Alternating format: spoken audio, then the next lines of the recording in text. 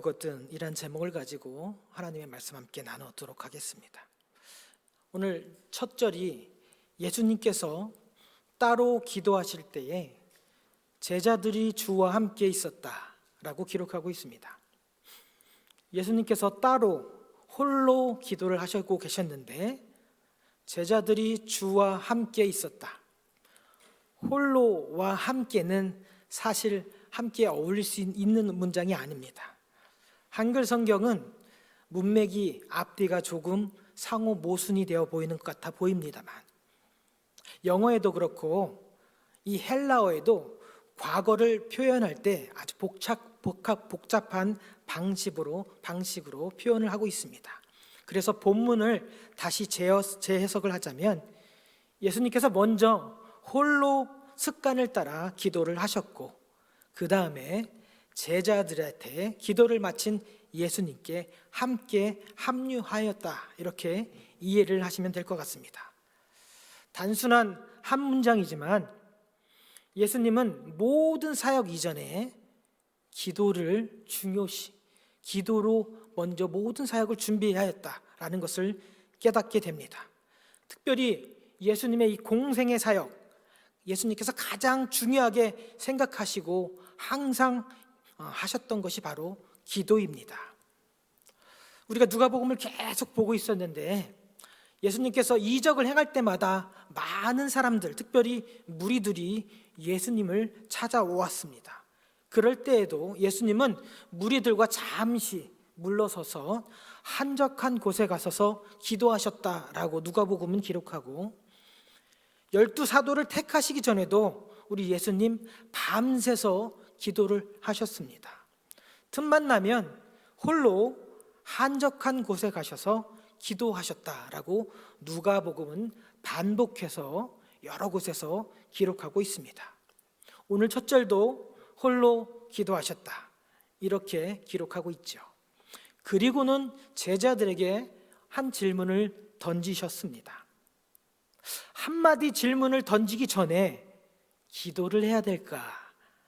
이 정도로 기도에 열심을 내셨던 분이 바로 우리 예수님이셨습니다. 그러면 우리 예수님은 왜 그렇게 기도를 중요시 하셨냐? 그것은 다름이 아니라 성부 아버지의 뜻을 이루시기 위함이었습니다. 다른 말로 하자면 성령의 뜻을 쫓기 위함이었습니다.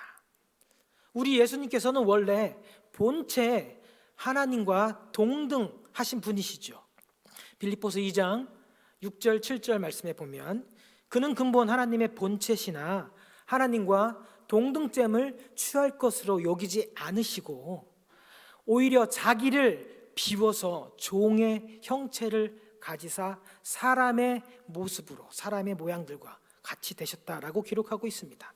원래 본디 하나님과 동등된 하나님의 아들이셨지만 육신이라는 우리와 똑같은 육신의 옷을 입고 제약을 받으십니다. 그러나 우리와 똑같은 육신의 한계가 있음에도 불구하고 우리와 다를 것은 우리 예수님께는 죄도 없고 그리고 죄성도 없다는 겁니다. 그것이 가능한 이유, 우리와 똑같은 육신의 옷을 입고 있는데도 불구하고 죄도 범하지 않고 죄성도 없는 이유가 바로 끊임없이 기도로 아버지의 뜻에 자신을 복종시켰기 때문입니다.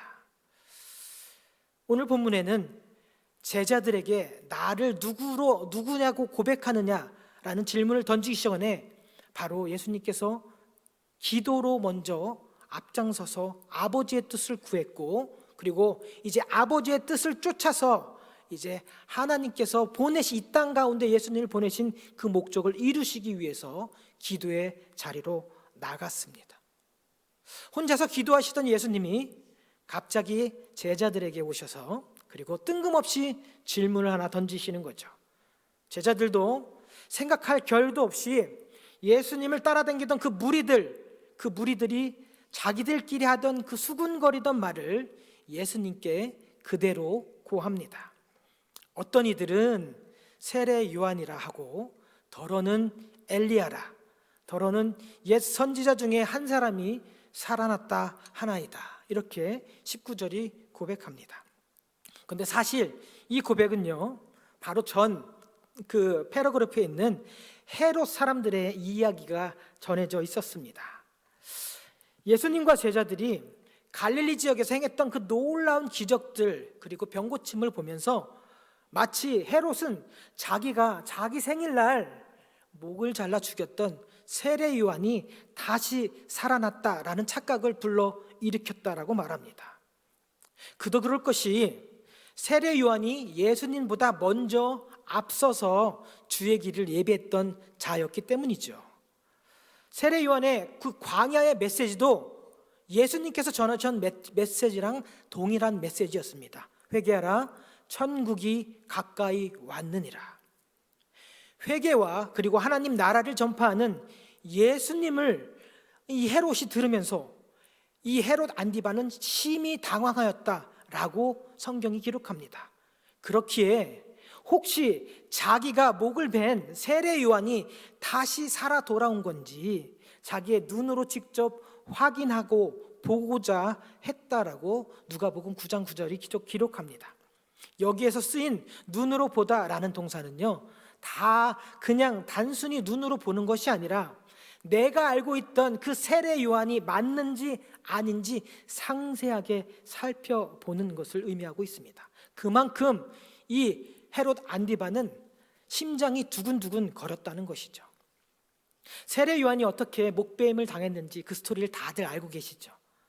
세례 요한이 살아있을 때 이 헤롯 안디바가 자기의 사촌 동생 빌립의 아내를, 그 빌립의 아내의 이름이 헤로디아였습니다. 그 헤로디아, 구전에 의하면 이 빌립과 헤로디아의 결혼식 날 헤롯 안디바가 찾아갔고 그때 서로 눈이 맞았다라고 기록합니다. 그래서 자기가 20년 동안 데리고 있던 아내를 버리고 이 헤로디아의 때 새장가를 들어버립니다. 그래서 이 세례 요한이 사촌 동생 빌립의 아내를 취하는 것이 옳지 않다라고 과감하게 질책을 합니다. 그랬더니만 이 새로 맞이한 아내 헤로디아가 세례 요한을 원수로 여겼고 죽이고자 했다라고 성경이 기록하고 있습니다. 이 헤로디아는요, 사치와 욕망과 권력에 눈이 멀어 있던 여자였습니다. 자기 남편 빌립은 왕이 아니었습니다. 그러니까 왕이었던 헤롯 안디바가 자기한테 구애를 하자 결혼할 남편을 그냥 버려버리고 자기의 그 사치와 욕망, 권력을 위해서 남편을 버리고 새롭게 시집을 갔던 것이죠. 사촌 동생 이 빌립의 아내를 왕의 권력으로 빼앗아 버린 이 헤롯 안디바를 세례 요한은 아주 강하게 옳지 않다라고 질책을 했었습니다. 그랬는데 이 헤롯 안디바는 이 세례 요한을 어떻게 해야 될까, 그렇지만서도 세례 요한을 따르는 수많은 사람들이 있었길래 함부로 하지 못하고 그의 얘기를 오히려 달갑게 들었다, 그의 얘기를 기뻐했다라고 성경이 기록합니다. 왜냐하면 세례 요한이 전하는 메시지가 하나도 틀린 게 없다는 것을 본인도 인정했기 때문입니다. 그래서 세례 요한을 두렵게 여기면서도 동시에 크게 그의 메시지를 달갑게 들었다라고 성경이 기록합니다. 그러다가 아주 좋은 핑곗거리가 생겼습니다. 바로 자기 생일 잔칫날에 이 헤로디아의 딸 이름이 살로메였습니다. 그 살로메가 자기 생일을 축하하기에 모인 많은 사람들 앞에서 춤을 아주 잘 췄습니다. 빼어난 춤 솜씨에 이 모든 사람을 기쁘게 하는 그 춤 솜씨에 이 헤롯이 말을 하죠. 내가 원하는 것이 있다면 내 나라의 절반이라도 주겠다라고 호언장담을 하였습니다. 이렇게 무심코 던진 한마디가 세례 요한의 목숨을 허무하게 날려버린 것이죠. 사람은 존비 귀천을 떠나서 이 혀의 권세, 말의 권세를 잘 알아야 됩니다. 말 한마디로 사람을 죽이고 살릴 수 있다는 것을 우리가 깨달아야 하는 것입니다. 가십이라는 것이 있습니다. 가십이라는 것은 이 빡빡한 세상을 살아가는 우리에게는 때로는 귀를 쫑긋하게 만들고 때로는 웃음을 만들고 때로는 아주 친밀한 관계를 유지시키는 것 같은 그런 것입니다. 보통 가십거리를 얘기할 때 이건 우리끼리만 비밀이에요. 집사님은, 권사님은 정말 입이 무거우시니까 내가 집사님께만 말씀드릴게요. 이거 무덤까지 가져갈 비밀입니다 라고 말하면서 당신과 나는 세상에서 가장 친밀한 존재임을 강조하는 순간, 그때부터 순식간에 이 발없는 말이 천리를 가게 되는 것입니다. 가십은 세상에서도 결국에 보면 뜬구름, 헛소문으로 되어버릴 때가 많습니다. 하물며 교회 안에서는 같은 몸을 이루고 있는 지체인 형제, 자매인데도 불구하고 그거 알아? 라고 하면서 그들의 형제와 자매의 비하인드 스토리, 남의 이야기, 남의 과거 이야기를 수군거리고 비방한다는 것이죠. 성경은 특별히 우리가 암송했던 에베소서 4장 31절 32절 말씀은 이렇게 기록합니다. 너희는 모든 악독과 노함과 분냄과 떠드는 것과 비방하는 것을 모든 악의와 함께 버리고 서로 친절하게 하며 불쌍히 여기며 서로 용서하기를 하나님이 그리스도 안에서 너희를 용서하심과 같이 하라. 모든 악독과 수군거림과 비방하는 것을 버려야 하는 것입니다. 우리 웨슬리 공동체는 이렇게 성경에 기록한 말씀대로 모든 악독, 노함, 분냄과 떠드는 것과 비방하는 것을 모두 버리고 서로 친절하게 하며 불쌍히 여기며 서로 용서하는 공동체가 되기를 예수님의 이름으로 축복합니다. 무리들은 예수님께서 베풀어 주신 그 기적들, 그 치유들, 특별히 창세 이래로 고친 적이 없었다라고 하는 그 병을 고치시고 귀신도 내어 쫓으신, 죽은 자까지도 살려내신 예수님을 사람들로부터 구전으로 들었던 선지자 중에 한 사람으로 착각했습니다. 특별히 죽은 자를 살렸던 선지자가 한 명 있었죠. 바로 이 사르밧 과부의 아들을 살려내었던 엘리야라고 믿었습니다. 그렇지만 그들이 놓치고 있는 것이 하나 있었습니다. 예수님은 병도 고쳐주시고 귀신도 내어 쫓아주셨지만 예수님의 주된 가르침은, 예수님의 가르침의 목적은 바로 하나님 나라의 선포였습니다. 누가복음 9장 2절에 보면 하나님의 나라를 전파하며 앓는 자를 고치게 하려고 내보내셨다. 예수님께서 제자들에게 권능, 모든 병을 고칠 수 있는 그 능력도 허락하셨고 귀신을 내어 쫓을 수 있는 능력도 허락하셨죠. 그것을 왜 주셨냐? 하나님 나라를 전파하라고 주신 겁니다. 주된 목적이 하나님 나라의 복음을 전파하는 것이 주된 목적이었습니다. 먼저 하나님 나라를 전파하고 하나님 나라가 바로 너희 가운데 임했다. 너희 가운데 있는 이 예수님께서 하나님이시다. 임마누엘의 증거로서, 하나님이 너희와 함께 하심의 증거로서 이 병약한 자를 고쳐주고 귀신 들린 자를 고쳐주신 것이었습니다. 그런데 무리들은 하나님 나라, 하나님이신 예수님과 동행하기보다는 현실적인 필요를 채워주는 선지자를 원했던 것입니다. 빵과 복음 중에서 이 무리들은 빵을 원한 것이었습니다. 가난하고 늘 배고프고 늘 이 병약한 사람들, 그들의 눈높이와 시선에서는 그들이 당하는 이 현재의 아픔과 배고픔을 달래줄 수 있는 선지자 정도면 충분한 것이었습니다. 그래서 예수님께서 전하신 이 하나님 나라와 하나님이셨던, 하나님의 본체셨던 예수님의 이 본질을 알아보지 못하고 배고픔과 병을 기적으로 치유했던 엘리야 정도로 예수님을 이해한 것이었습니다. 무리들이 예수님을 누구라 생각하는지를 제자들이 예수님께 고해 바치니까, 그렇다면 예수님께서 제자들을 향해서 이제 물어보십니다. 그렇다면 너희들은, 나를 그렇게 따라다닌 너희들은 나를 누구라 하느냐? 라고 질문합니다. 그러면 우리가 늘 예상하던 한 사람, 손을 번쩍 들을 한 사람이 있었죠. 바로 베드로입니다. 베드로가 먼저 고백을 하죠. 뭐라고 기록했냐면 하나님의 그리스도 신이다 라고 기록하고 있습니다. 마태복음 16장 16절에서는 베드로의 고백이 조금 깁니다. 당신은 주는 그리스도시요 살아계신 하나님의 아들이시니이다 라고 고백을 하셨습니다. 그리고 예수님께서는 이 베드로의 고백에 아주 칭찬을 아주 크게 해주셨습니다. 너의 이 고백은 너에게서 나온 것이 아니고 누구로? 하나님의 성령께서 알게 해주신 것이다. 그러시면서 베드로를 통해서 너는 베드로다. 내가 이 반석 위에 너의 교회를 세우겠다. 음부의 권세가 이기지 못하리라 라고 하면서 베드로를 칭찬 축혀 세워주셨습니다. 그렇지만 오늘 본문 누가복음은요 이 칭찬을 과감하게 삭제하시고 바로 경고했다 라고 기록을 합니다. 하나님의 그리스도 신이이다 그랬더니 경고하사 이 말을 아무에게도 이르지 말라 명하셨다 라고 기록합니다. 사실 여기 쓰여 있는 경고하다라는 단어는 원래 의미는요 이 헬라어 동사 에피타오라는 뜻인데 영어로 말하면 리뷰크, 리프로치, 아주 책망하고 꾸짖는 것입니다.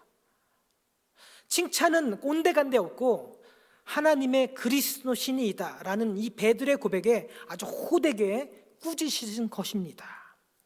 그리고 베드로와 함께 있는 제자들을 포함해서 이 말을 아무에게도 이르지 말라 경고하셨습니다. 어쩌면 예수님께서 제자들에게 무리들이 아닌 이 나를 근처에서 따라다녔던 제자들에게 기대하셨던 100점짜리 대답을 이 베드로가 고백을 했는데 왜 꾸짖으셨을까요? 왜 정답처럼 들리는 대답을 아무에게도 말을 하지 말라고 혼내셨을까요? 이적과 배고픔을 그것을 바라면서 따라다니는 무리들이야 그들의 필요를 채워주는 그들의 눈높이와 시선 앞에서 그냥 예수님을 선지자 한 명입니다 그렇게 고백하는 게 당연하지만 가까이에서 예수님과 동고동락하면서 예수님께서 습관대로 하나님의 뜻을 쫓아 기도하는 그 예수님을 바라보았고 그러면서도 제자들의 눈에 이분이 바로 구약의 선지자들이 말했던 하나님의 그리스도였구나 이렇게 고백했던 베드로와 제자들에게 왜 화를 내시면서 꾸짖으셨을까요? 저는 깊은 묵상에 잠기게 되었습니다. 그러면서 떠오른 것이 그 당시에 예루살렘의 어떤 시대적인 상황, 이 로마의 압제, 그리고 다윗의 나라를 회복하기 위해서 또한 여기저기서 우리의 손과 힘으로 잃어버린 이 이스라엘을 회복하자고 열심당원들이 늘어가고 있는 그런 상황입니다. 이런 시대적 상황에서 주님은 하나님의 그리스도입니다 라는 고백은 엉뚱한 결과를 초래할 수가 있을 것 같다는 생각이 들었습니다. 가뜩이나 무지한 백성들, 예수님을 쫓아다니면서 자신들의 배고픔, 이 병약함, 자신들의 필요만 채워주면 만족했던 그들이 예수님을 점점점 왕으로 세우고자 했었습니다. 우리 웨슬리 공동체는요, 오병이어 사건이 단순히 이 적은 떡과 고기로 기적을 일으킨 그런 사건이 아니라 우리의 생각과 능력을 벗어나는 한계 상황도 믿음으로 함께하면 서로의 힘을 모아 동역을 하면 우리의 한계를 뛰어넘을 수 있다. 동역의 기쁨을 깨닫게 해주는 사건임을 잘 알고 있지만 당시에 무지했던 이 백성들은요, 저 적은 물고기와 빵으로 수많은 사람들을 먹이시는 예수님을 보면서 왕으로 삼아야겠구나, 저분을 우리의 왕으로 보시면 우리는 더 이상 배고픈 날이 없겠구나 하면서 예수님을 강제로 자기들의 왕으로 삼고자 했다라고 요한복음에선 기록하고 있습니다. 그러니 이 같은 베드로의 고백, 하나님의 그리스도입니다 라고 하면 자칫하면 저 무지한 백성들에게 예수님을 왕으로 삼고자 하는 기회, 그래서 더 이상 배고픔이 없는 풍요로운 시대를 열자 뿐만 아니라 기적과 능력을 베푸시는 주를 앞세워서 우리가 빼앗겼던 이 우리 이스라엘 이 주권을 되찾아오자 하면서 예수님을 하나님 나라의 그리스도, 하나님 나라의 메시아가 아닌 정치적인 메시아, 정치적인 선동자로 몰아갈 수 있음을 알고 계셨습니다. 그래서 하나님의 그리스도 신이다 라고 고백을 한 베드로와 제자들을 아무에게도 이 말을 하면 안 된다 라고 따끔하게 혼내시고 엄히 경고하신 것입니다. 너희가 생각하는 메시아는 하나님께서 예비하신, 하나님께서 준비하신 메시아가 아니다. 너희들은 영원한 하늘의 상급보다는 이 땅에서의 구원과 정치적인 승리, 군사적인 승리를 원한다. 나는 너희들이 원하는 전쟁과 승리를 가져다 줄 메시아가 아니다. 오히려 나는 전쟁과 싸움을 통한 승리가 아니라 근본적으로 질이 다른 고난과 겸손을 통한 최후의 승리를 가져다 주는 메시아다라는 말씀을 지금 하고 있는 것입니다. 그러시면서 22절에 뭐라고 기록되어 있냐면, 인자가 많은 고난을 받고 장로들과 대제사장들과 서기관들에게 버림받아 죽임을 당하고 제3일에 살아나리라 라고 말씀하셨습니다. 너희들이 생각하는 승리의 면류관은 메시아가 아니다. 나는 고난의 가시관을 쓰고 사람들에 의하여 짓밟힘을 당한 후 버림받을 것이고 죽음까지 당하게 될 것이다. 그러나 셋째 날에는 살아날 것이다. 할렐루야. 요새 새벽 기도의 본문이 요한계시록입니다. 여러 가지 묘사와 그리고 숫자들이 나옵니다. 비유로 해석하자면 요한복음은 해석할 수가 없습니다. 그렇지만 요한계시록의 메시지는 아주 단순합니다. 오늘 예수님의 메시지의 확장판입니다. 성도들의 삶에 고난이 있겠지만 셋째 날에는 다시 살아남으로 부활로서 최후의 승리를 얻을 것이다. 하나님의 때가 오면 고난은 물러가고 최후의 승리를 얻게 될 것이다.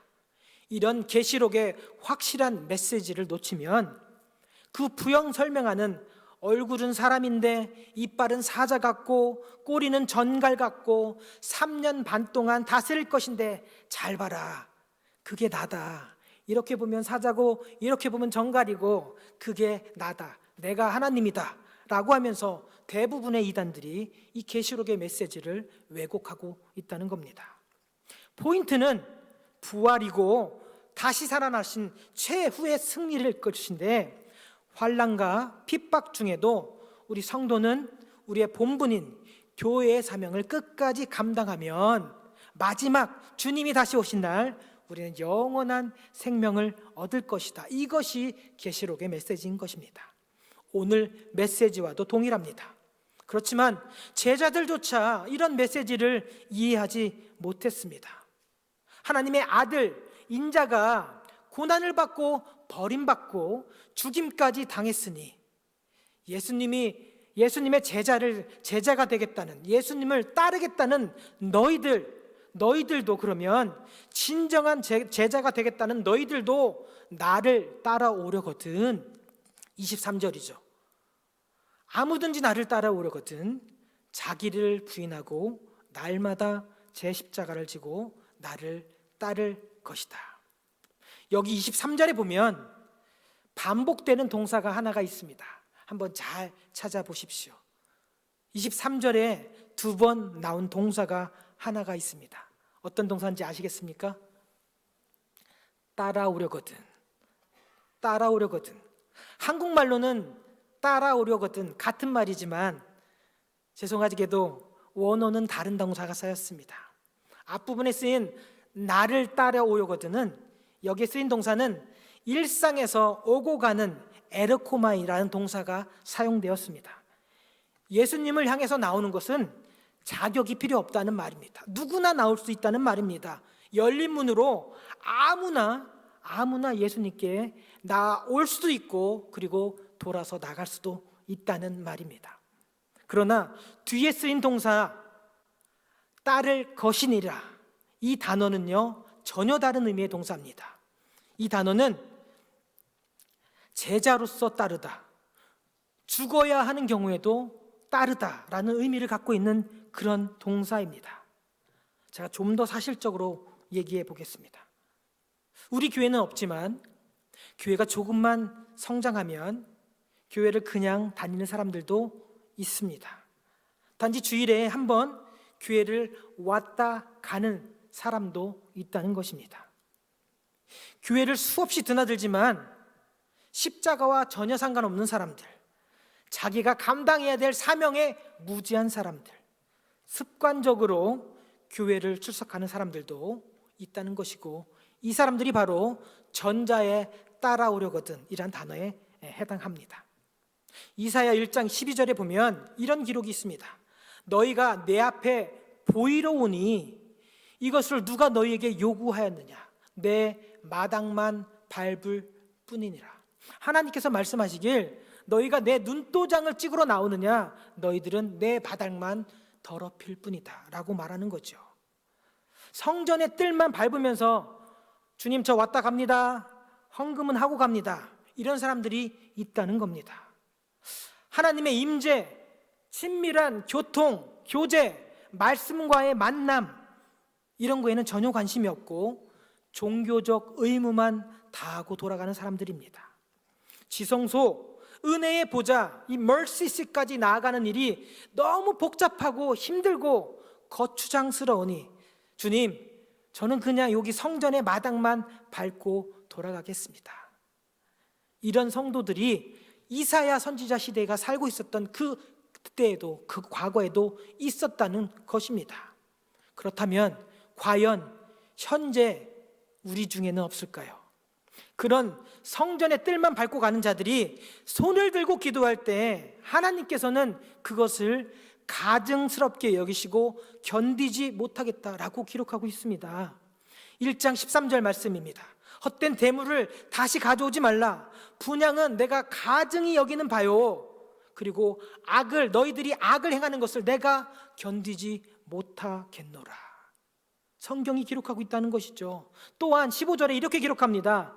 너희가 손을 펴서 내 눈을 기도할 때 내가 너희에게 내 눈을 가리고 너희가 많은 기도를 할지라도 내가 듣지 아니하리니 이는 너희의 손에 피가 가득함이라.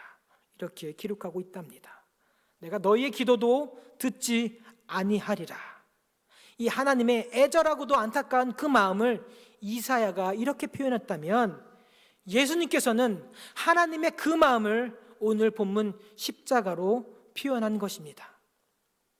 아무든지 나를 따라오려거든 자기를 부인하고 날마다 자기 십자가를 지고 그런 다음에 나를 따를 것이라. 그렇지 않으면 너희의 예배도 너희의 찬양도 내 귀에는 가증한 것으로 들릴 것이다. 너희가 기도해도 내가 귀를 막고 너희의 기도를 듣지 아니하리라.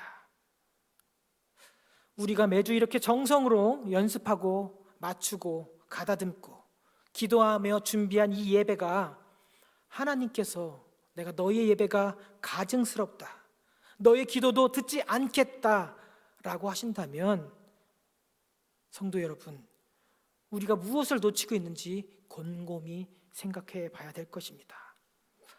대강절 둘째 주일입니다. 하나님께서 기뻐하시는 예배, 하나님께서 기뻐하시는 웨슬리의 사명을 온전히 감당하는 공동체가 되기 위해서는 오늘 이 이사야 말씀과 그리고 예수님의 말씀, 매일매일 삶에서 나를 부인하고 내게 허락된 그 십자가 지긋지긋할지도 모르겠지만 이 십자가를 기쁨과 감사함으로 감당하면서 주님 앞에 나아가야 되는 것입니다. 그래야만 우리가 마지막 날, 마지막 주님 앞에 섰을 때 주님께서 수고하였다, 착하고 충성된 종아라는 칭찬을 들을 수 있을 것입니다. 여러분들은 매일매일 삶 속에서 나를 부인하고 내게 맡겨진, 내게 허락된 십자가를 지고 예수님을 진실된 제자로서 따라가시겠습니까? 기도하시겠습니다.